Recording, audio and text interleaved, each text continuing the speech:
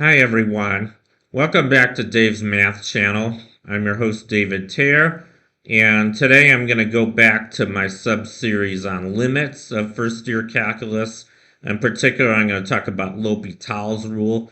This is a very important rule for taking the limit of a quotient of two differentiable functions.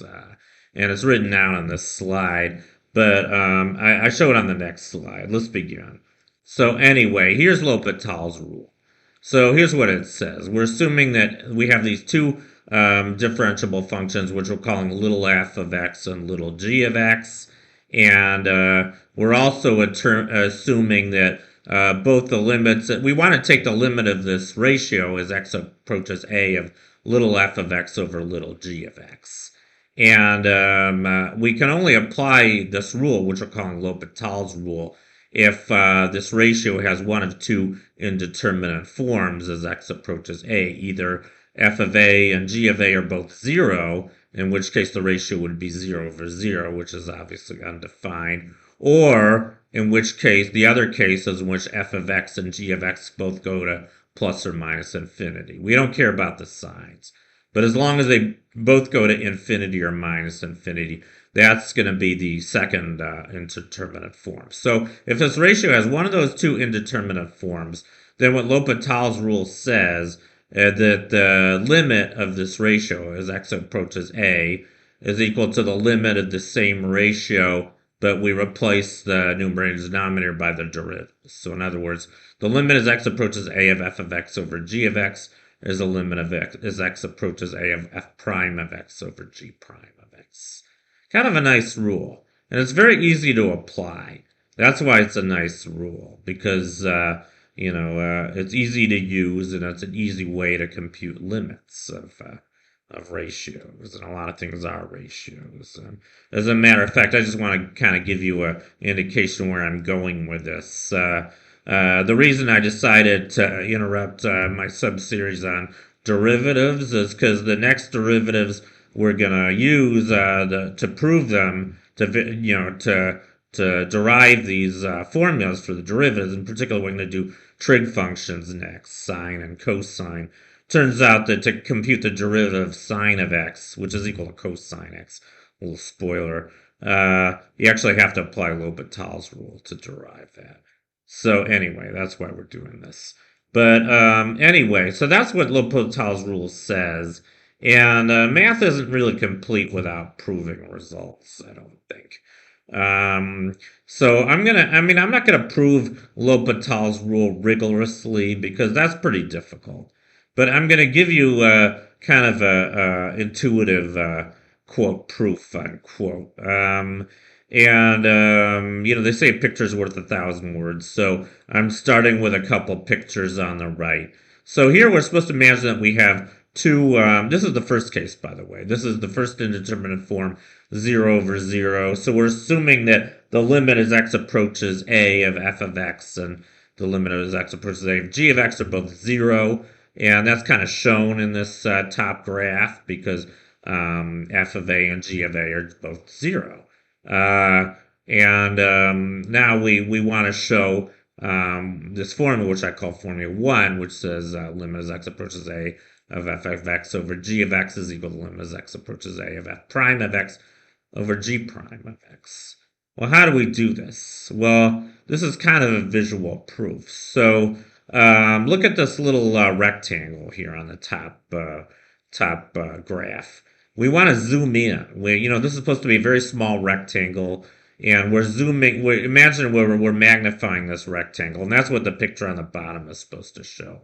And one nice thing about differentiable functions is that if you zoom in on any of them close enough, they look like straight lines. On the bottom graph, you can kind of see that. We're approximating f of x and g of x with straight lines. Because if you zoom in far enough, they will look like straight lines, and they'll look closer and closer to straight lines the farther you zoom.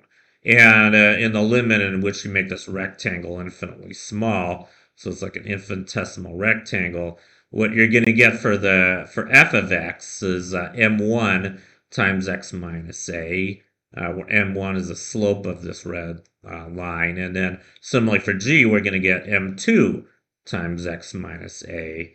And I think it's pretty easy to see what m1 and m2 are. Just by the definition of the derivative, m1 is nothing but f prime of a, the slope, because that's the slope of the tangent line to f at x equals a.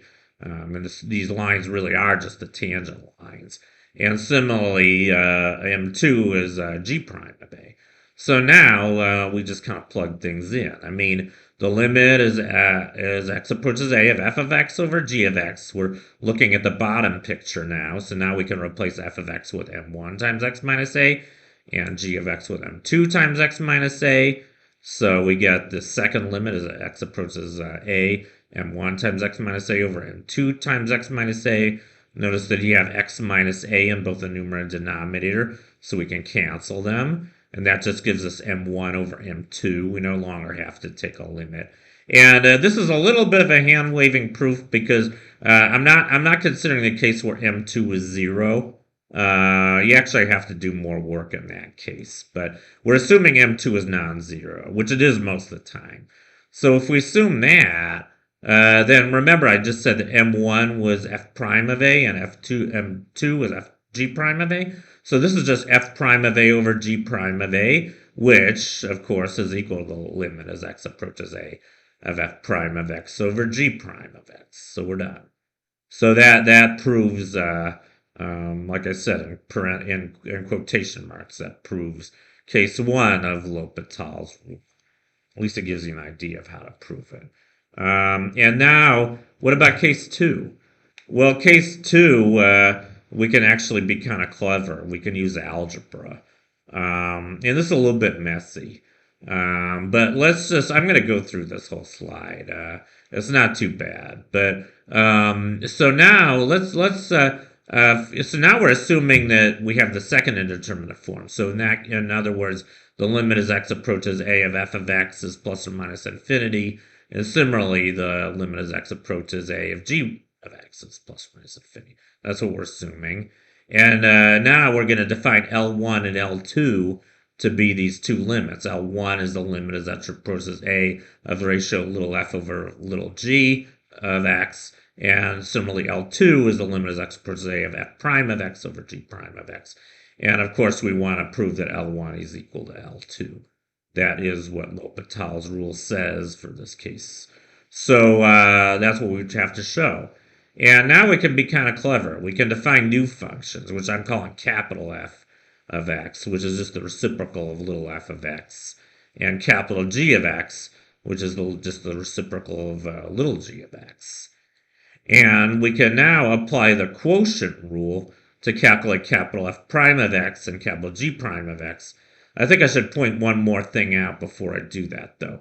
Notice that the limit as x approaches a of capital F of x is now going to be 0 because it's 1 over plus or minus infinity, which is really 0. I know it's kind of hand-waving, but you can do limits to show that. And similarly for capital G of x. So we're going to get the first indeterminate form if we take the ratio capital F of x over capital G of x.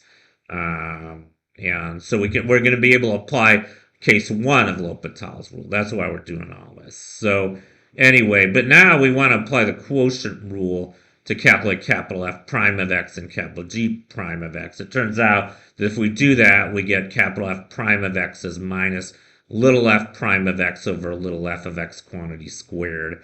And similarly, capital G prime of x is little g prime of x over little g of x quantity squared. So now let's just use the definition of L1.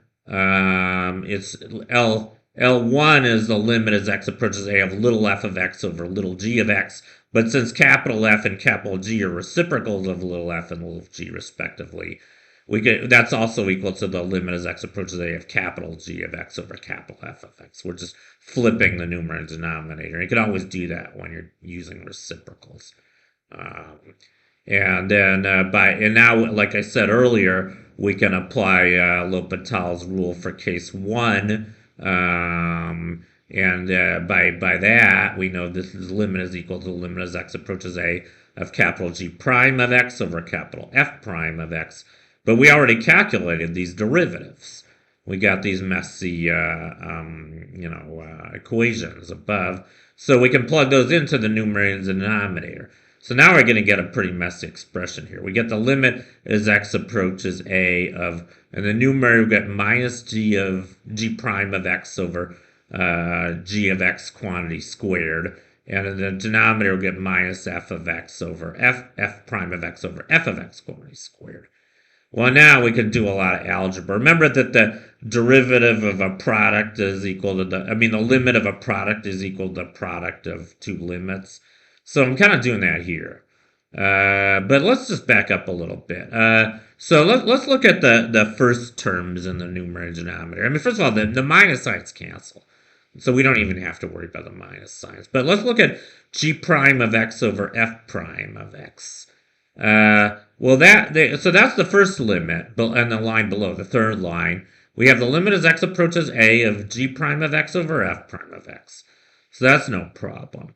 But now we're taking the limit as x approaches a of 1 over g of x squared over 1 over f of x squared. That's kind of a mess. But so we have like squares of reciprocals, or if you like, negative powers minus 2 of g of x and f of x. Well, when you kind of unravel that whole expression, you just get f of x over g of x quantity squared. So the remaining terms are just going to give us the square of the limit as x approaches a of f of x over g of x. But we know what that limit is. That limit in parentheses is just L1. So remember, we're taking L1, we're squaring L1. So that's going to give us L1 squared in the numerator. And the other limit, the one on the left, is just 1 over L2, because we're taking the limit as x approaches a of g prime of x over f prime of x. That's the same as 1 over the limit as x approaches a of f prime of x over g prime of x, which is just 1 over L2. So that gives us the L2 in the denominator. So now we have L1 equals L1 squared over L2. And now we just have to do a little algebra. We can divide both sides by L1. That gives us 1 equals L1 over L2, which is just another way of saying L1 equals L2. So that completes our proof of case 2. I think this was a perfectly rigorous proof, by the way. If you can prove case 1 rigorously, then this will prove case 2 rigorously. So anyway, that completes our proof of L'Hopital's rule. Like I said, it's a pretty messy proof. And if you really wanted to do this rigorously, it's even messier. But I think you guys get the idea. But now that we have a proof of L'Hopital's rule, we can use it. And like I said, it's a very easy rule to use. So here's an example. Let's find the limit as x approaches minus 2 of the ratio x plus 2 over x squared plus 3x plus 2. I think so for step 1, we first have to show that this has one of the two indeterminate forms. Well, I think it's pretty easy to see that the numerator and denominator in this case are both equal to 0 when we plug in x equals minus 2. They do it here. I'm not going to go through the details, but it's easy to see. And then once we've shown that, we know we can apply L'Hopital's rule. So let's do it. So now we know that the limit we're trying to calculate is the same limit where we take the derivative of both the numerator and denominator. So the derivative of x plus 2 is 1. That's pretty easy to see. 1's a constant, so we can leave it alone. The derivative of the denominator is 2x plus 3. But now we're taking the limit as x approaches minus 2, so we have to plug in minus 2 for x. And when you do that, you're going to get minus 1 in the denominator. So we're left with 1 over minus 1, which is equal to minus 1. And that's the limit. So that's how you do it. Pretty easy. And anyway, that completes my video on L'Hopital's rule. Thank you for watching. Long live math, and I'll see you guys next time. Bye.